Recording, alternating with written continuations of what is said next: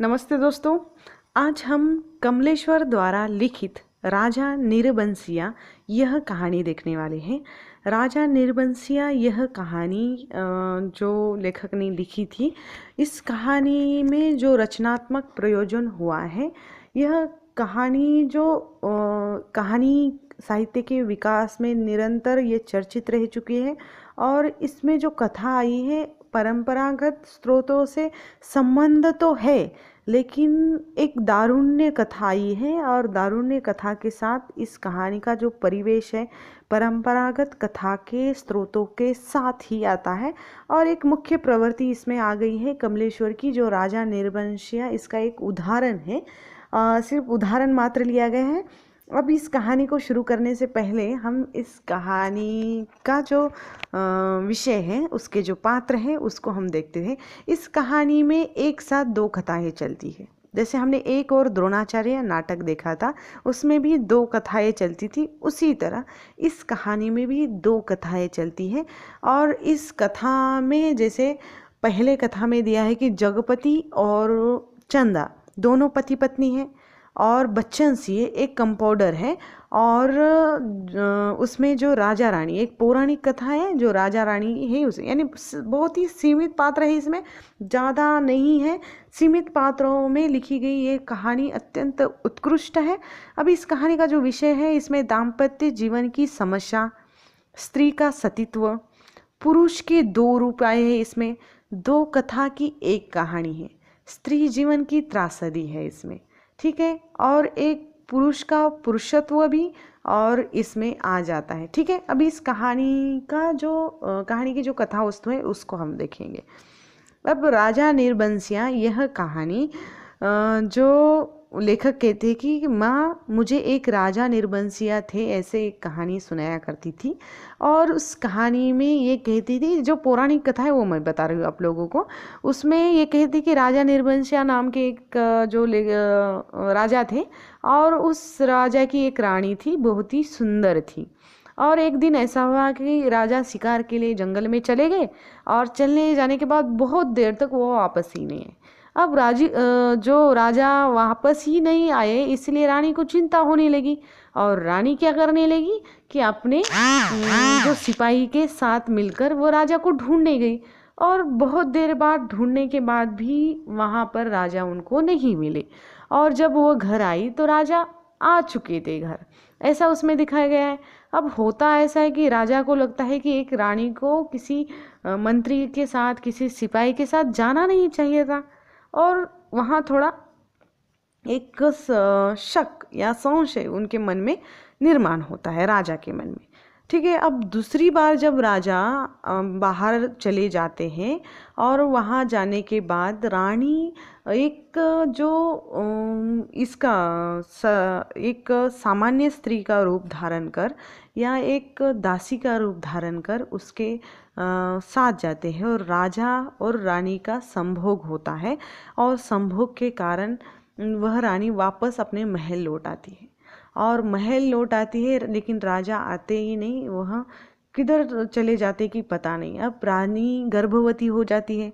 रानी गर्भवती होने के बाद रानी को एक संतान की प्राप्ति होती है, पुत्र प्राप्ति। राजा बहुत सालों बाद वापस आते हैं और वापस आने के बाद जब राजा का जो रथ होता है उसका पहिया किसी कीचड़ में या ज़मीन में वो धंस जाता है और उसको निकालने के लिए किसी बालक कि वो ऐसा जिक्र किया है उसमें, किसी बालक के हाथों या किसी बालक ने जो उसको सुपारी लगाई तो वह रथ का पहिया निकल गया। ये पौराणिक कथा है। हमें सिर्फ इतना याद रखना है कि पौराणिक कथा के माध्यम से किस तरह एक स्त्री का सतीत्व स्थापित किया है और वह बालक आ जाता है। फिर राजा कहते हैं कि एक राजमहल में बालक कैसे आया।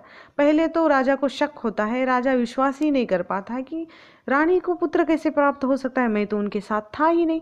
रानी का सतीत्व जाग उठता है और रानी अपनी सती माँ के पास जाकर, देवी माँ के पास जाकर याचना करने लगती है और देवी माँ प्रसन्न होकर फिर उस बालक को जो लड़का था उस लड़के को वो बालक कर देती है और फिर राजा को पता चलता है कि ये मेरा ही पुत्र है, ठीक है, ये पौराणिक कथा हो गई। अब इसमें जो आई हुई जो मुख्य कथा है, मुख्य कथा में जगपति और चंदा। अब जगपति और चंदा दोनों पति पत्नी हैं, बहुत ही जो अच्छे घर के हैं और दोनों भी खासे अच्छे खासे वो जो धनवान घर के हैं। लेकिन होता ऐसा है कि उनके घर पर डकैती पड़ जाती है, चोरी हो जाए, और चोरी होने के बाद पूरा जो घर का सामान है पूरा चोरी हो जाता है। उस वक्त चंदा घर पे नहीं होती है, वो मायके या किसी रिश्तेदार के यहाँ गई होती है, और जगपति के पैरों में या उनके जांघों में वहाँ गोली लगती है। अब जगपति की गोली लगती है, उनको अस्पताल में भर्ती किया जाता है। अब ये कहानी जो उसमें चित्रित होती है, और अस्पताल में जाने के बाद पूरा तो घर का धन जो कुछ है सामान चोरी हो गया है, अब उनके पास पैसे नहीं है। अब चंदा जो बिल निकलता है अस्पताल का, जो दवाई खरीदनी होती है, औषधि खरीदनी होती है, उसके लिए उसके पास पैसा नहीं है। और ये जगपति बहुत ही स्वाभिमानी चरित्र है, और वो किसी का उधार या किसी का कर्ज लेना नहीं चाहता। और वो अपने पत्नी को भी कहता है कि कर्ज लेना नहीं है, कर्ज लेकर मैं बड़ा भी हो गया या मुझे अच्छा भी लगा तो क्या लगा, अगर कर्ज में मैं ठीक भी हो गया तो मेरा मन तो कचोटता ही रहेगा। और इसीलिए वह क्या करता है कि अपने पत्नी को ना कर देता है। लेकिन ऐसे भी समाज में ऐसे लोग होते हैं कि स्त्री का जो सुअवसर उनको मिलता है उसका वो फ़ायदा उठाते हैं, और उसी फ़ायदा उठाने वाला ये बच्चन सिंह नाम का जो पात्र है कंपाउंडर, वो फ़ायदा उठाता है। जैसे ही वो उस जगपति के पास आता है चेक करने के लिए, पट्टी बदलने के लिए, फिर आता है तो वह उस जो चंदा के हाथ पैर देखने लगता है, यानी उसकी नज़रों से पता चलता है कि उसके मन में चंदा के प्रति आकर्षण जाग उठा है। और ये बातें होती है, फिर चंदा को प्रभावित भी करता है कंपाउंडर, और फिर उससे एक भी रुपया नहीं लेता, और सारी दवा का खर्च स्वयं करता है। एक पेशेंट के लिए वो खाट भी ला कर देता है। और चंदा को लगता है कि पति को ऐसा नहीं लग रहा है कि ये कहाँ से इतनी महंगी महंगी दवाई आ रही, तो वह कहती है कि मेरे जो हाथों की 2 चूड़ियाँ थी, 2 जो कंगन थे, उससे मैंने ये सब दवाइयाँ ले ली है, वह मैंने बेच दी है। होता ऐसा है कि वह जब कंगन लौटाने ले जाती है, वो जो बच्चन सिंह है उल्टा वही कंगन उसके हाथों में पहना देता है, और उस स्त्री को आकर्षित करने की एक भावना उसमें। चंदा तो वैसे पतिव्रता है, लेकिन जैसे ही वो बच्चन सिंह उसे प्रभावित करता है तो पता नहीं उसे क्या हो जाता है, और वो उसे अच्छा मान बैठती है। अब ये तो ठीक ठाक हो जाता है, घर वापस आ जाता है। घर वापस आने के बाद इस जो बच्चन सिंह का व्यवहार उनके घर में, उसका हस्तक्षेप इसमें बढ़ जाता है, और बढ़ता है, और चंदा उसे अच्छा मानने लगती है, एक अच्छा पुरुष मानने लगती है, उसकी तरफ आकर्षित हो जाती है। अब ये कहीं ना कहीं बात जो जगपति को कचोटती है, उसे खाती है। पहले तो जगपति को ये पता था कि भाई उसने कंगन बेचकर जो एक छोटी सी बच्ची की तरह उसे लग रही है, उसे प्यार भी करता है। लेकिन जैसे ही वह उसके तकिए के नीचे उसे वह कंगन मिल जाते हैं तो उसे बहुत क्रोध आता है, अपने आप से वो घृणा करने लगता है, नफरत करने लगता है। उसे लगता है जो चंदा के पास ऐसा था ही क्या जो उसे बेचकर, उसे देकर उसने मेरी जो दवाइयों का खर्च उठाया, था ही क्या। तो उसके चरित्र पर संशय होने लगता है, वो चुप बैठता है, कुछ नहीं करता। लेकिन जैसे ही बच्चन सिंह को एक दिन उसके घर में देखता है तो उसका मन क्रोध से भर जाता है चंदा के प्रति, और वो गुस्सा करने लगता है। और होता ऐसा है कि वो कोई उसे काम भी नहीं देना चाहता। जिस वकील के घर में वह मुहर्रिर था, उस वकील के इतने दिन वो नहीं गया तो वह भी उसकी नौकरी चली जाती है। अब दूसरा काम ढूंढने में उसे काफ़ी समय लगता है।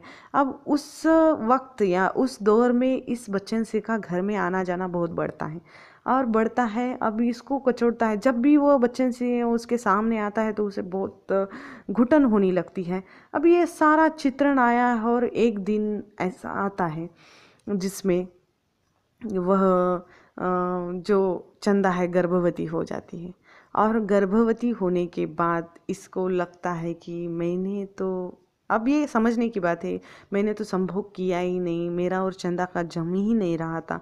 तो ये गांव की और जो वहाँ की जो मोहल्ले की सभी स्त्रियाँ उस पर संशय करने लगती होगा, उस कंपाउंडर का ऐसी बातें करती है। अब ये फिर चंदा के मुंह से एक वाक्य निकलता है कि तुमने मुझे बेच दिया।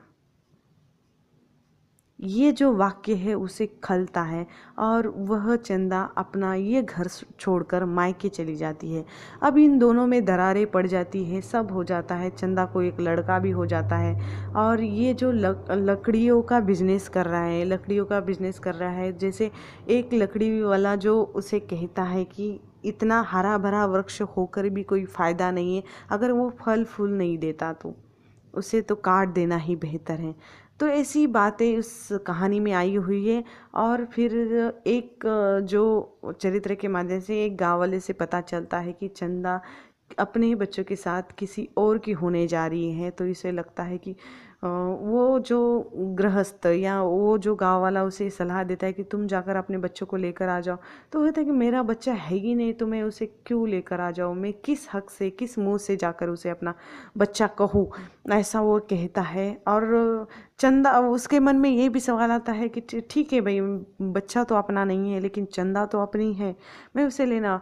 और वह घर में ही इतनी विवशता, इतनी निराशा, इतनी घुटन इसमें दिखाई गई है। और अंत में जब ये गर्भवती हो गई है, उसे बच्चा भी हो गया, और ये सब होने के बाद भी जब ये पूरी तरह कर्ज का हकदार है, यानी पूरी तरह कर्ज में डूबा हुआ चरित्र है, और डूबने के बाद ये अंत में क्या करता है जगपति, और आत्महत्या कर लेता है। और आत्महत्या करने के बाद 2 चिट्ठियाँ लिखता है, और 2 चिट्ठी में एक चंदा के लिए चिट्ठी लिखता है और दूसरी जो पुलिस कानून के लिए चिट्ठी लिखता है। पहले चिट्ठी में वो चंदा के लिए कहता है कि तुम अपने बच्चों को लेकर वापस आ जाओ और मेरी लाश का, या मैंने जो पाप किया है या पश्चाताप किया, उस पश्चाताप के लिए अब मैं तो मर चुका हूँ, लेकिन बच्चों को ज़रूर लेकर आना, ऐसा वो कहता है पहली चिट्ठी में।